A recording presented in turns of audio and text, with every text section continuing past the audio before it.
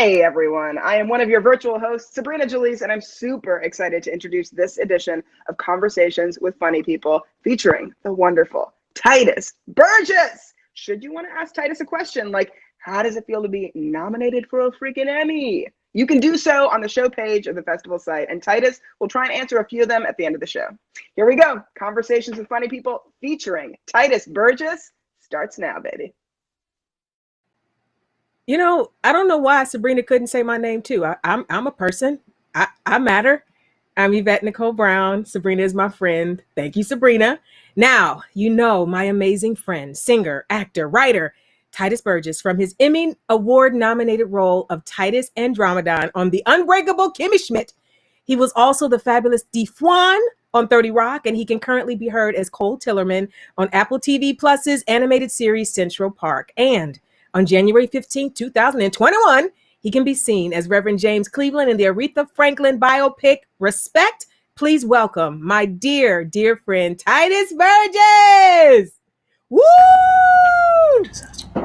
Woo! Hi, honey. We're live.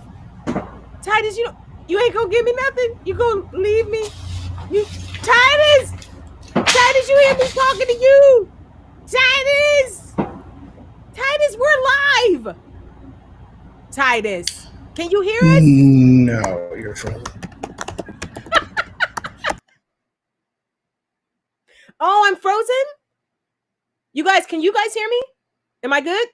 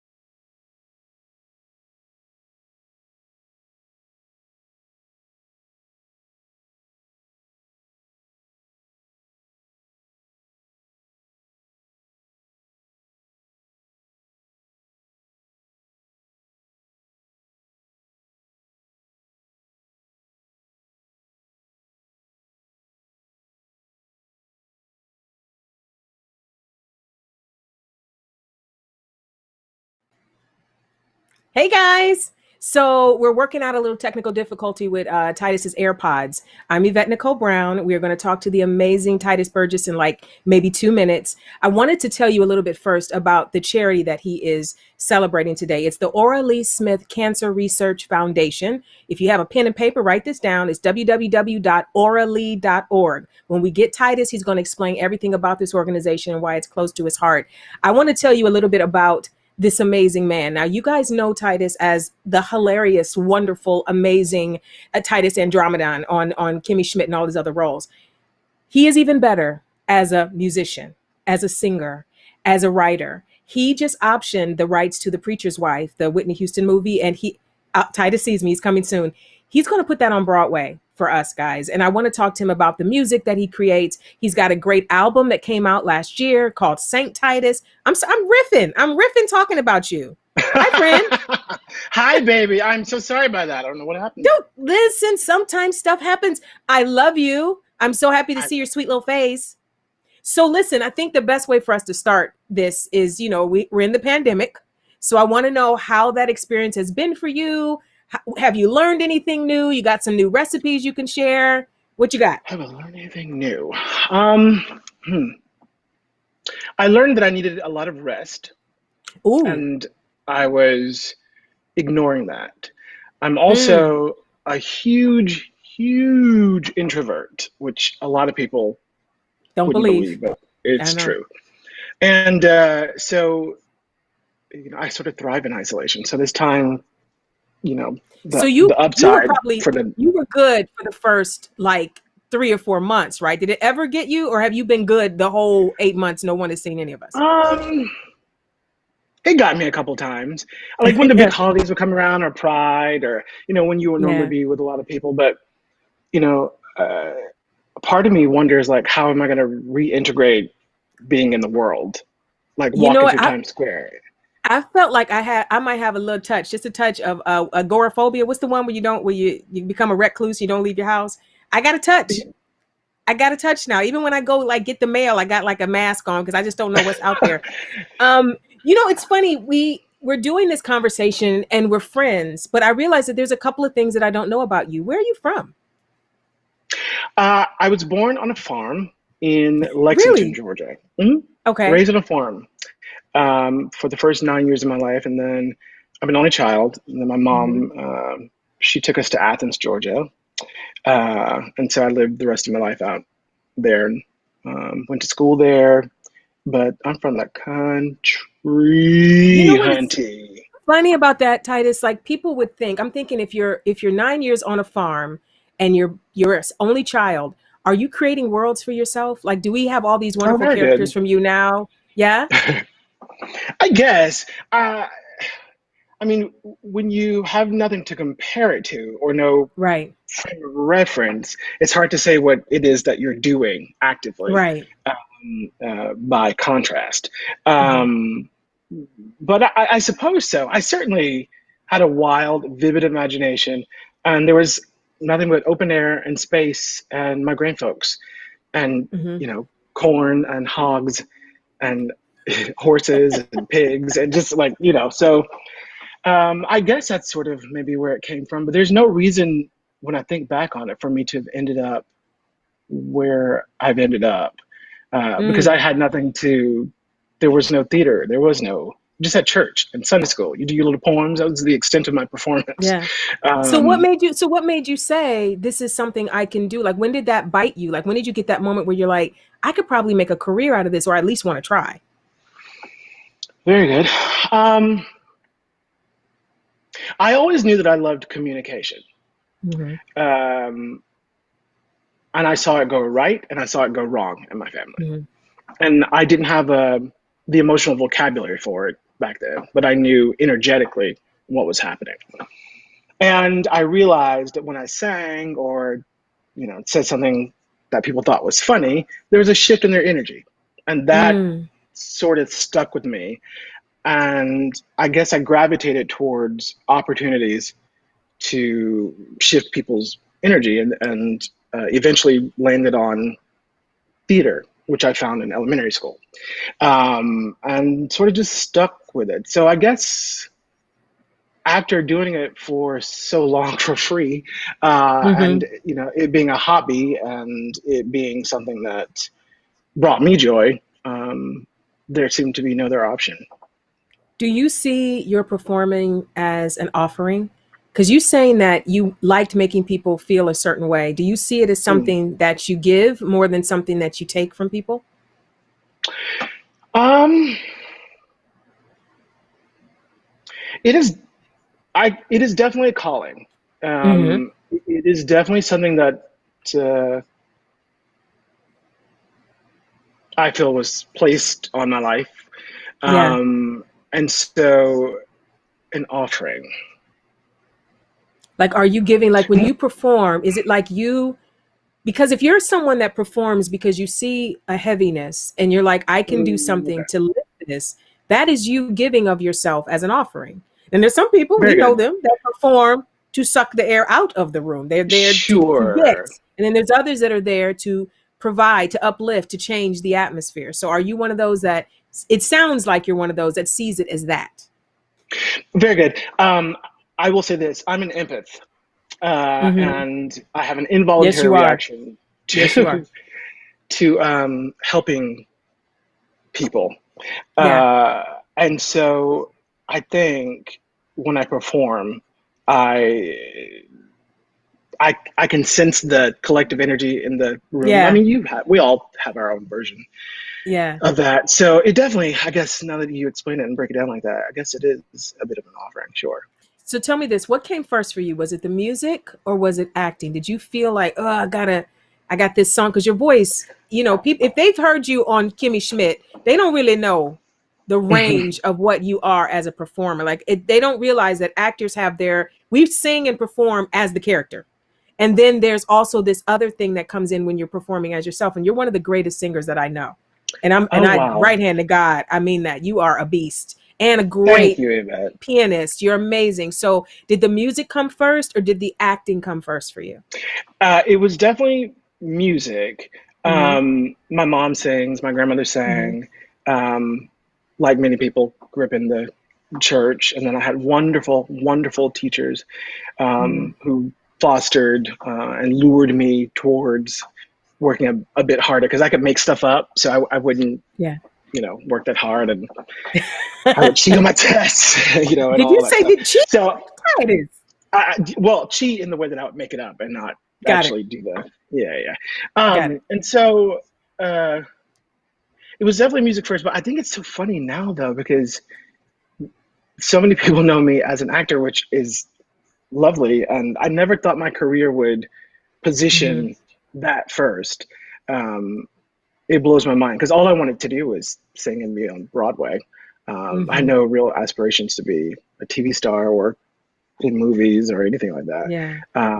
And actually didn't even dream beyond the stage. Like, just wasn't a You thing. yeah, you and I have that in common. I started as a singer too, and when I got into acting, I was like, I want to do one sitcom and one commercial.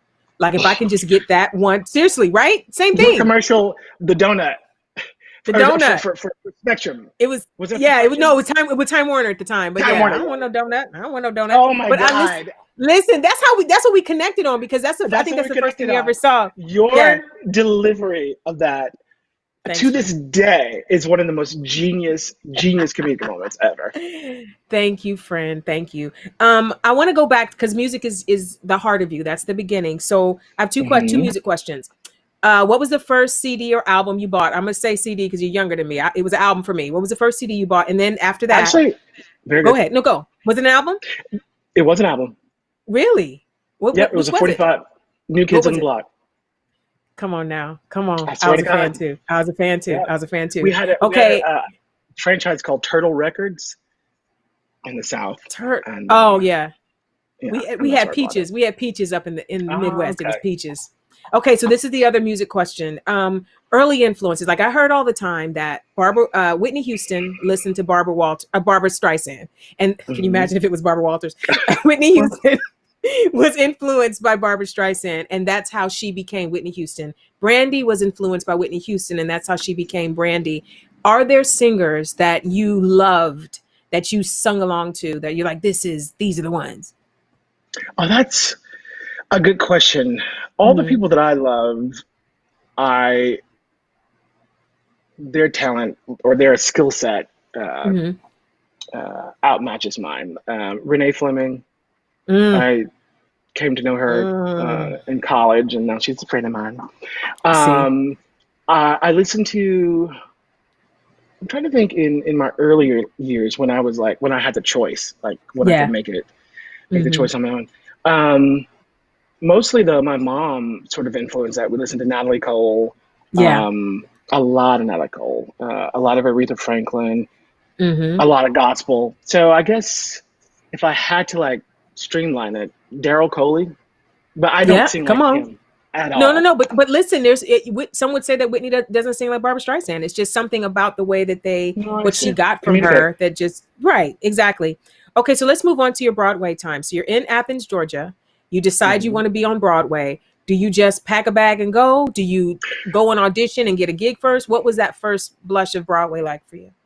Very good. So the first thing I was going to get a degree in education, Hmm. and I was going to be a teacher.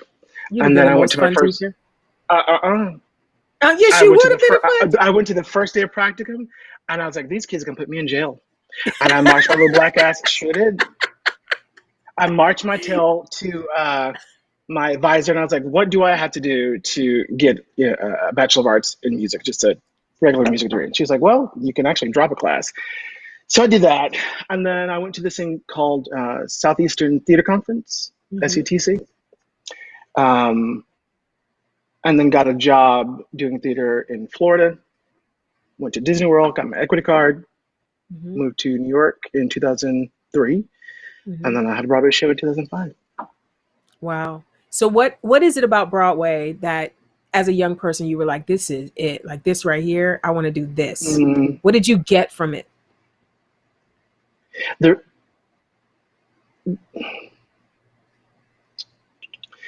the satisfaction and the exchange. The exchange is immediate. Hmm. It's immediate. Yeah. It's immediate. There's urgency, Hmm. um, and I think there's something fun. I used to wonder how like opera singers, do the same opera over and over and over again, but still can Hmm. mine for new things, or a conductor Yeah. can extract things out of a score that another conductor might not notice. And the fact Hmm. that on Broadway, every single night you do the exact same show, but depending on your audience, depending on your mood, depending on the weather, it's a Yeah. little different, Yeah. and you have to be so present and Yeah. treat it like it's happening right now. And I just found that so thrilling and so fun. Um, Yeah. there's nothing like it. No. I mean, maybe stand up. Do you do stand up? No, I don't either. You know, it's I funny. don't I, know I think how. I don't. That is the I don't. hardest.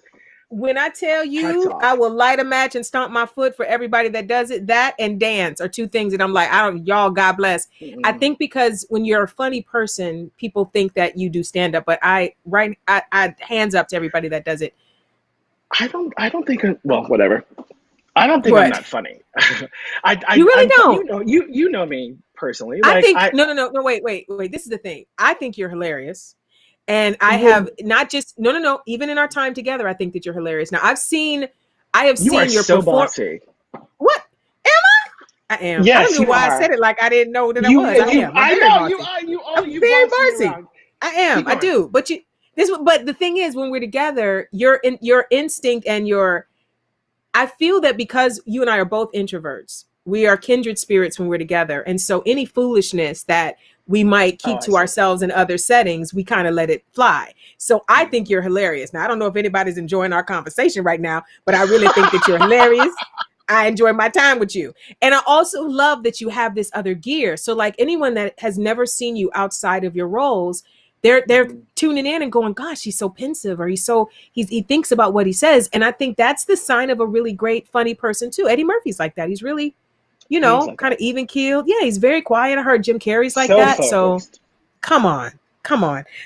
He really So is. what do you think is the toughest lesson in life that you've learned that you're grateful for? about you can do life or you can do the industry, because it's just for laughs, so we can make it an industry thing. What is the toughest lesson you've learned that you're grateful for? See, it's a Barbara Walters moment right here. This is Oprah up in here. We need to let's get to the marrow of the bone. I think, let's see. Don't take a no from someone who doesn't have the power to give you a yes. Oh, damn. That's good. And you have to figure out what that yes is. And if you, and ultimately, you kind of have to tell yourself yes. And, you know, people can say, oh, you're delusional, or I don't see it, or whatever. But like, God gives you the vision. That's right. You know, and then the rest of the world is supposed to see it once you execute it. Come on. So, you know, going around telling everybody your dreams and such, and that's not always the way. It's usually not the way. Close to the heart, and fucking do it yourself. How did you transition from Broadway to TV? Did Tina Fey come to a show and see you and go, I want him in my 30 Rock, or what happened? Oh, I wish it were like that. Tina just saw me and was so blown away by my performance. Just blown away by my talent. I don't know why that woman gave me a shot, and that is the truth. You know, I didn't have any network television experience. I did a commercial for Olive Garden, but I was mortified. I was mortified the day that I showed up set for 30 Really? Rock. Why? I didn't know what I was doing. I'm serious. When I tell you, when they're like, oh, let's market theater. Marking means to not do it full out. Marking for, you see? Marking for TV means let's block. Right. So, like, my wheels were just like, and I literally was like, let me just shut the fuck up. And hoped to latch on to some vocabulary words, in hopes to find, you know, someone else who is doing something similar to what I didn't know the difference between a wide, a medium, a close up, or checking the gate. And I'm like, what does all this mean? You know, and I will say my greatest, I'm most appreciative for the crew, because that was that, and you know, obviously Tina Fey and Robert telling me yes or no. Right. But that was the only real barometer for me whereby I could gauge if something was landing. But I remember seeing the first the pilot. We reshot the pilot because they rewrote it and changed the tone and a whole bunch of good stuff. And I remember seeing it, and I thought, oh dear Lord. And I called Robert, and I was like, can we meet? We have to have a chat. And I was like, I'm terrible. Like, you can ask him. I went marched into his office. Ask him that. I was like, I need your help. Like, let me watch the dailies or something. And honestly, I don't know how I got it.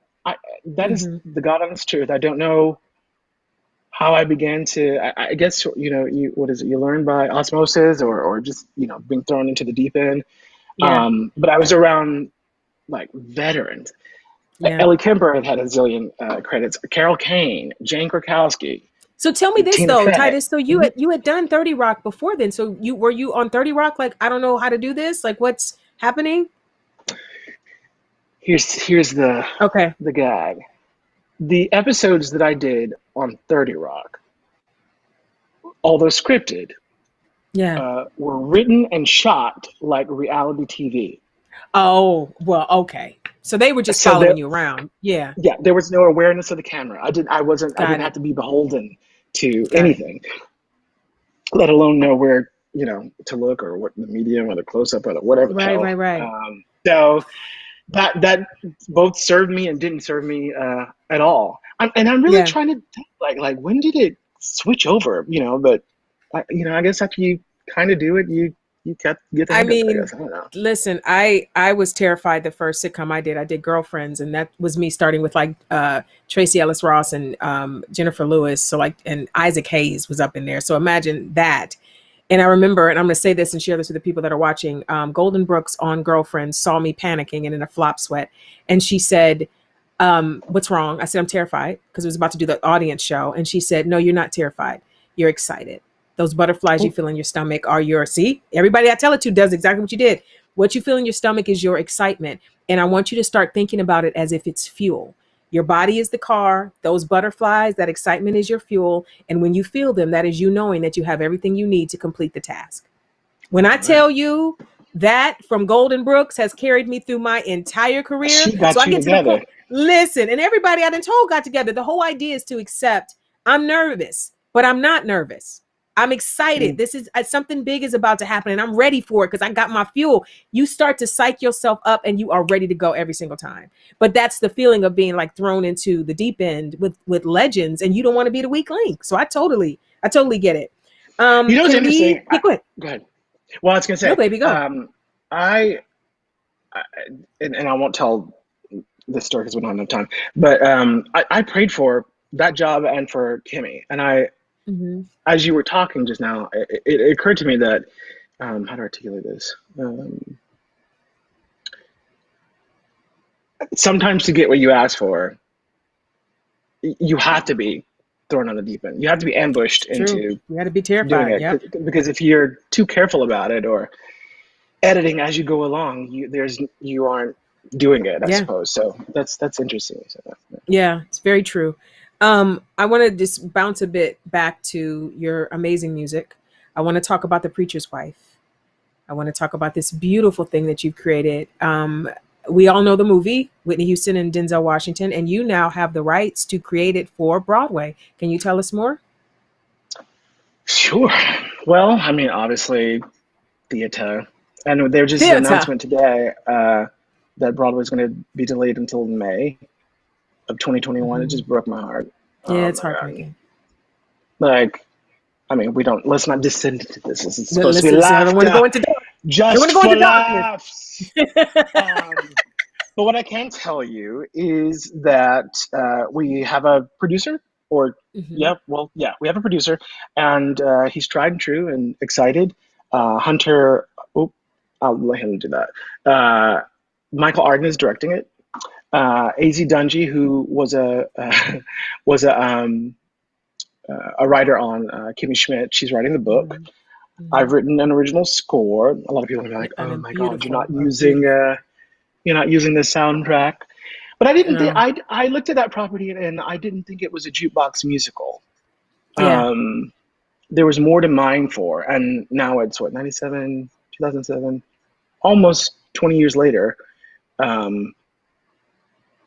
or 15 years later, roughly, where we live in a completely different world. And, why do theater if you're just going to throw the movie up on stage? You just watch the movie. So we filled in some plot holes, and I'm excited. It is beautiful. And if you have changed any of the music, I need you to send me some MP3s because I want to make sure I know all the songs when I go to see it in 2021. It's really beautiful. And you're such a great writer. When you're writing music, what comes first to you? Is it the lyrics? Is it the melody? How do you do it? Because what you write is so beautiful, Titus. It's so beautiful. People don't even know. They don't even know. They don't know. Thank you, Yvette. I appreciate that. What comes first? The feeling comes first. The energetic atmosphere.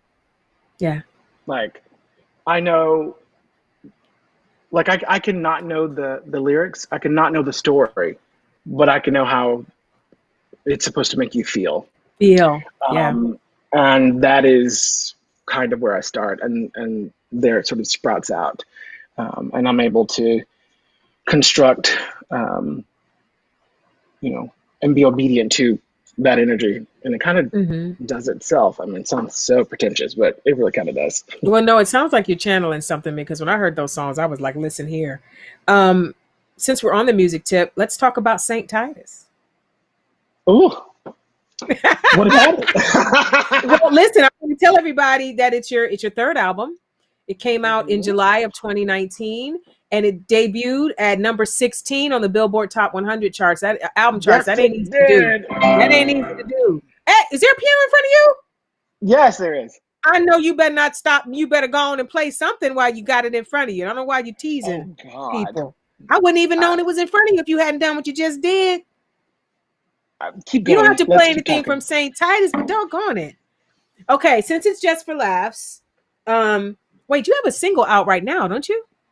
Yeah, dance, motherfucker. Okay, well, let's talk. Well, make sure we plug it while we're here. Yeah, it's called Dance. Go ahead. No, go. No.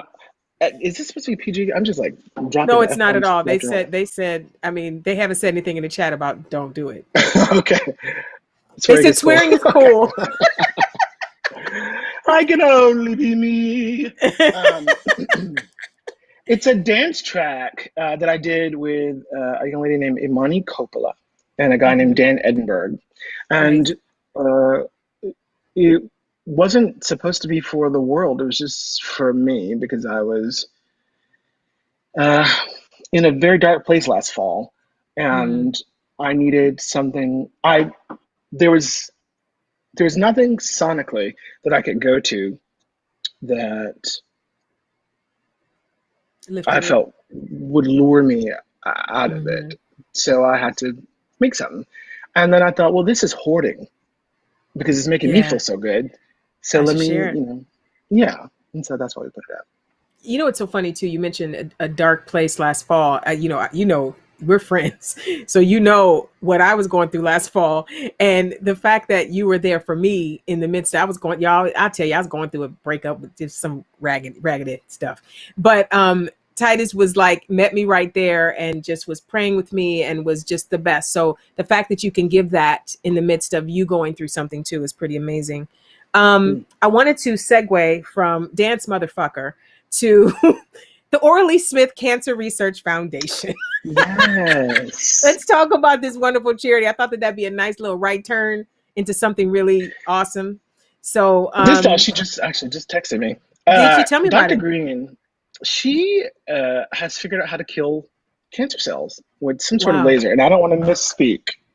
I will just say this woman needs $10 million to start human clinical trials. Okay. She's been on every magazine. All the medical journals have written her up, giving her glowing notices, and this is revolutionary. But she's black. Oh, so then we understand why. Then we understand why she doesn't have this money. There's no reason this woman should not have $10 million to save lives. To do the funding, to save lives. Yeah. So I told her I'm going to figure out a way to do a big old event and raise some money for her. So I'm just right now doing little small ones or whatever. But I just found her to be she doesn't lead with ego, and she's so eager to. I love it. Do good. Yeah, and it's so refreshing and lovely. And I just thought, I found her. I came to know her during the top of the pandemic. I was doing a whole bunch of Instagram lives or whatever because I wanted to see how people were doing. Same. And so I would just talk to random strangers. And I just met the most beautiful people. We're the same person, Titus. I swear we're the same person. I do the same thing. I'll let anybody in. Let's talk. It's beautiful. It's lovely to talk to people. But it's wonderful to connect with people, even if you don't know them. It's beautiful. But go on. I'm sorry. Go on. No. And so that was, one of the nights where I had like a series of brilliant souls. And so she has this foundation that it's not for profit, and she's trying to. I think she might have a little over $1 million. So there's 9 more million to. Well, let's see if we can get it up. Ora Lee Smith Cancer Research Foundation, www.orally.org. So if you can go there and give $5, whatever you got, it's great. It will help. Hey, Titus, what makes you laugh? What's funny to you?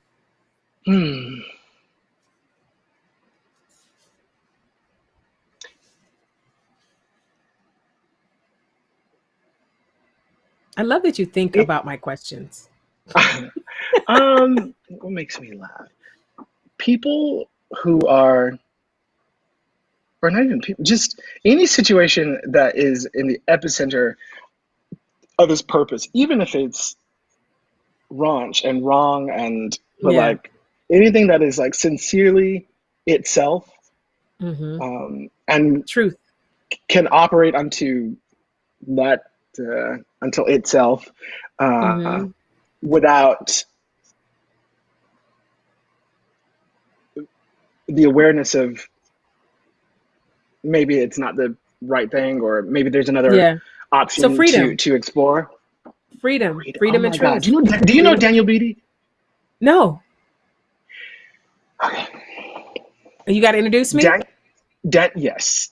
Daniel Beatty is one of the most brilliant men I've ever met. He's my brother. He's a writer, producer, actor, self-made man.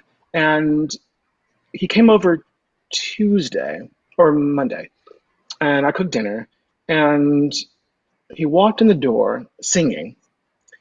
And within the first 5 minutes, we started talking about freedom, like emancipation of the mind.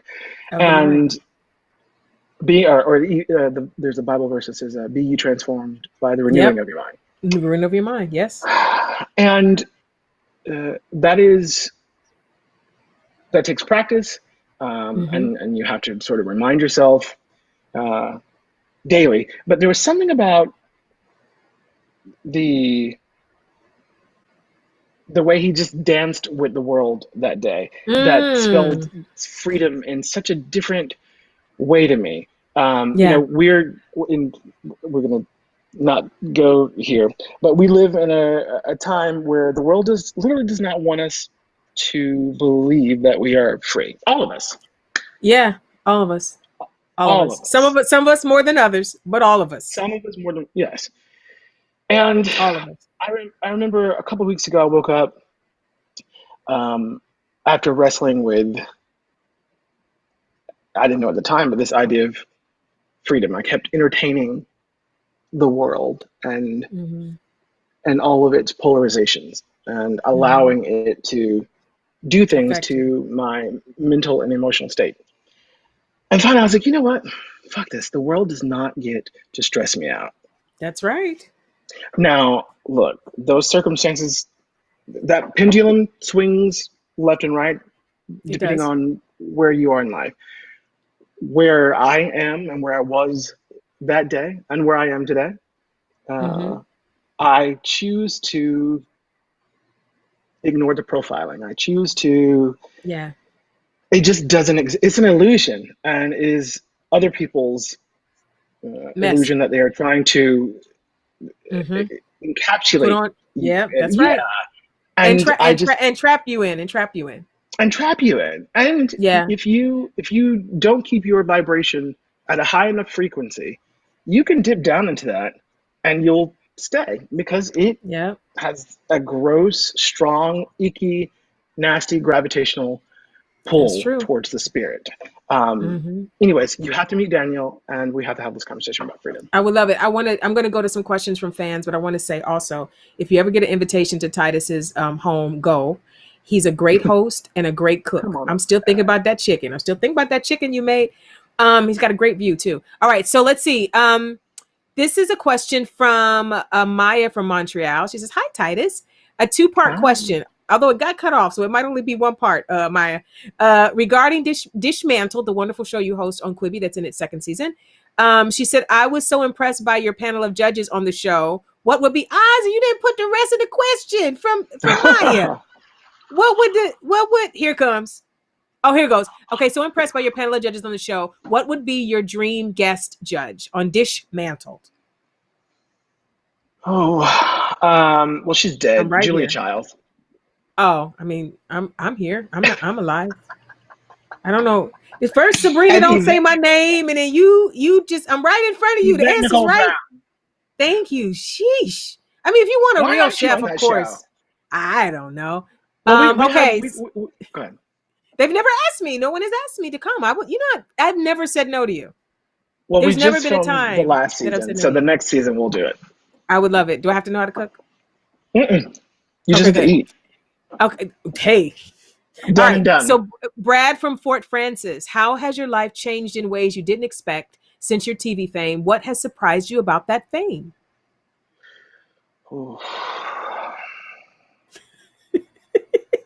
Every question is like, oh, Lord. Oh, I got to go deep. Oh. What Um, surprised you about being the fabulous Titus Burgess, known by all? I have to be so careful how I answer this. Let's move on. Then let's move. Do you want to answer it? I No, want of you to course I want to answer it, answer but it. I don't want you to get in trouble if you're saying something crazy. I'm But I not want saying you to be anything crazy. free because we talking about freedom. I want you to be free and go on say it is what I say. I'm not editing. I am just wanting to make sure that this can exist no matter what your truth is. Okay, that's good. There are all sorts of types of fame. Mm-hmm. Reality TV stars, Yeah. news anchors, Right. mayors, whatever. I think what I've found to be most peculiar is that humans conjure such an unrealistic expectation of other human beings. Ooh. Yeah. And Yeah. That's a good one. suddenly, because you are in someone's, living room every Monday night or on Netflix or in a movie or perceived to have money or whatever it is, some kind of way you are expected to not be human. You're not supposed to have problems. You're not supposed to complain. You're not supposed to be Not political. You're supposed to not supposed complain. to, yeah, and it is those expectations coupled with people's beautiful enthusiasm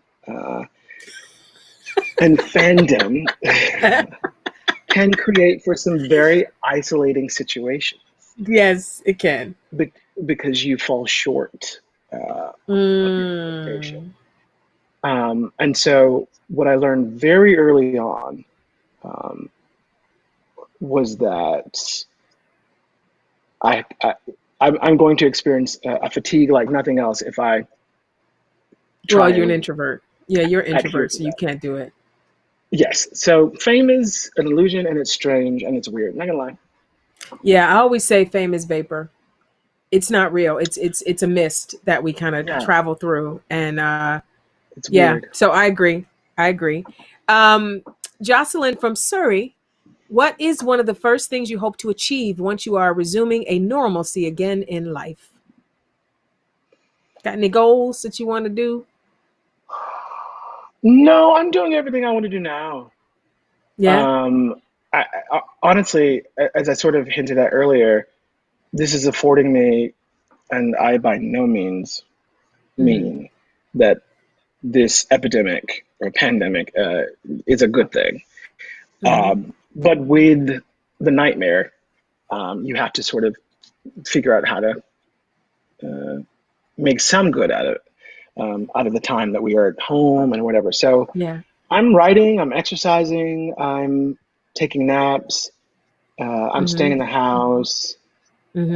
and I'm doing it's all about Titus. I just, I kind of have no desire to do anything for anyone. I'm tapped out. Good This for world has you. exhausted me in a It way that is I cannot sa- explain. same, buddy. This is from Greg from London, and this is actually the first question we got in. Greg got in like 5 minutes into the chat. He wants to know, tell us about your first time performing. And I don't know if he means in life or if he means just, professionally, but you can tell us either one. Oh, I remember it.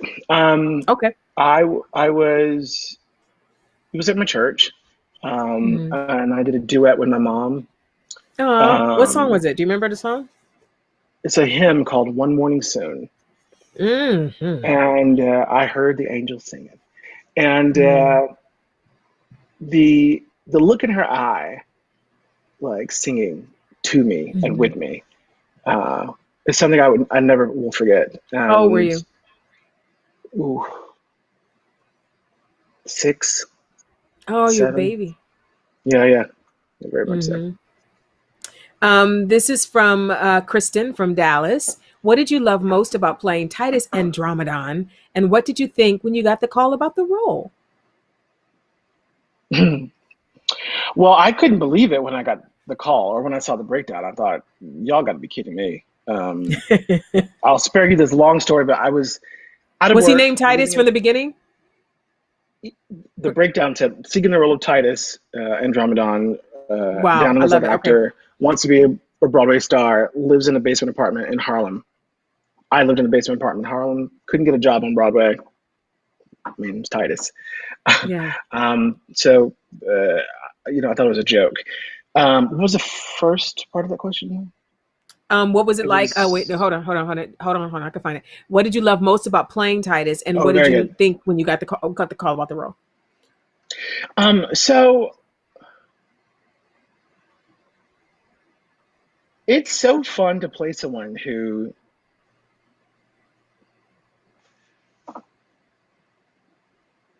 can't help but to be selfish. I just knew you were about to say someone that's fully free and loves themselves. You're right. He's pretty selfish. A lot of people on that show were, though. But yes, he's pretty selfish. He's so selfish, but he's a product of his environment. He came out way, way, way late. And I think, looked at the world through the eyes of lack, thinking that there's not going to be enough time for me to get it all in. So every single moment, whether it was filled with extreme laziness or some ridiculous, song or whatever he thought, whatever he wanted to do, he did. Yeah, I enjoyed him so much. Me too. We have 5 minutes, so we're going to get this last question in. Brian from Montreal, if there was a Kimmy Schmidt episode about the pandemic, what would Titus be doing in his spare time? He wouldn't wear a mask. He totally wouldn't wear a mask. There's no way. He would think it's a hoax. And I think he might even think Donald Trump is hot. I know. I don't know if we should end on that. It feels wrong. It's a comedy. Yeah, it is. Someone wanted to know also, I think it was Maya asking the Dishmantled, what dish would you want to push into the faces of the GOP? Ooh. It's not a dish, it's just hot grease. Oh no. Oh no. Well, listen, I think that a good way for us to end this, we have like about 3 or 4 minutes left. Talk about the importance of voting and how everyone that is able should find their way to a polling station and vote. You notice I didn't tell you who to vote for or how to vote. I just feel that everybody should. I will vote. I think go to When We All Vote. That's a good place to go to find out where to vote, or vote.org. These are both nonpartisan places where you can go and make sure that your voice is heard. Do you have anything you want to add about voting, the importance of voting, Titus? No, I mean, look, at this point, what else is there? Like, don't even watch, fuck the debates. There's no reason for them. Just vote. I mean, like, it's not going to change anything. Just go and vote and follow your bliss. Yeah. Is there anything that you'd like to say to me?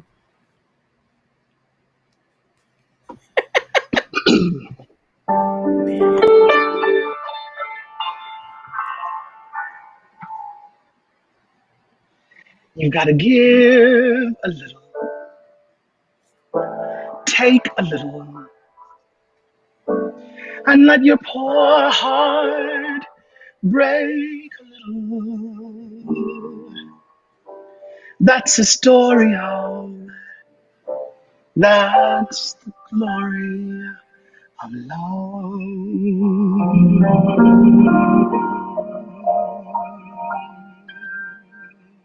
Wow.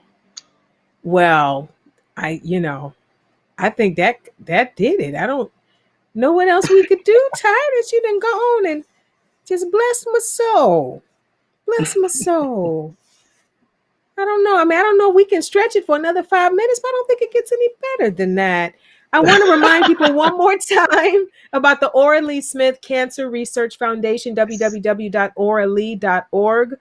There is no amount that is too small. If you got 5 pennies, you can tape it to a little postcard and put it in the mail. Go on, send her 5 pennies. Just give something. That's the charity that Titus is supporting for this conversation. I love you. I think you are Yvette, genius and I love amazing. you so much. I love Thank you for you. doing I love you. this. Are you And kidding I me? just think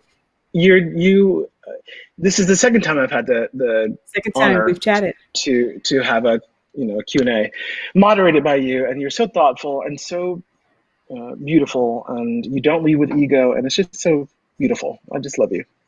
Well, I love you to bits and pieces, and I love this chat. And thank you, Just for Laughs, for having us. And we're Yes, gonna say thank you. goodbye. Bye.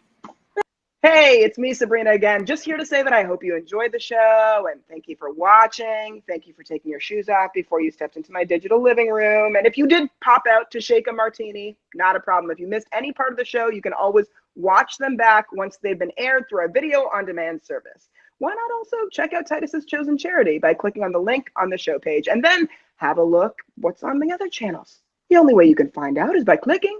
Good things come to those who click. A wise old lady once told me that.